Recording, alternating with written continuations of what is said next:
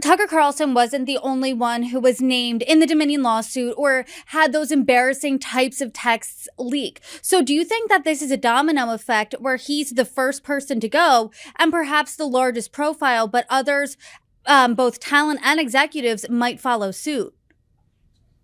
There's some chatter that there may be some additional heads to roll, but keep in mind there's some, Tucker Carlson presented additional problems for Fox in that it wasn't just what he said in the lead up to and following the 2020 election, but what he has continued to say. He has put forward guests on his show and made comments himself claiming that the January 6th attack on the US Capitol was a false flag and it was, some sort of charade by the federal government to attack good conservative patriots. I mean, he had this whole special on Fox Nation called Patriot Purge. That was the name of it.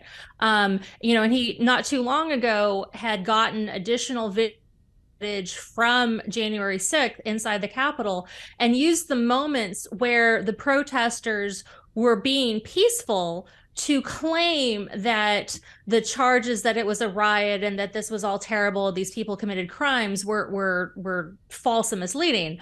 The problem with all of that, of course, is that yes, of course, there are moments where these protesters are not using bear spray on police officers and trying to bash their heads in with flagpoles and smashing them in doorways and knocking them down stairways. But there are moments where they're not doing those things, but there's lots and lots of video where that is absolutely happening. So you look at it from a liability perspective for the company. Tucker Carlson was showing no signs that he was going to learn to color within the lines and learn to not push the needle on every single topic like this. With another, the Smartmatic lawsuit was asking for 2.7 billion.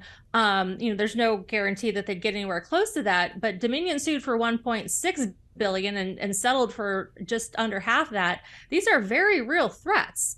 So, if you've got somebody that is going to continue to create liability risk for your company, you can kind of see why Rupert and Lachlan Murdoch might finally say, bye, Tucker.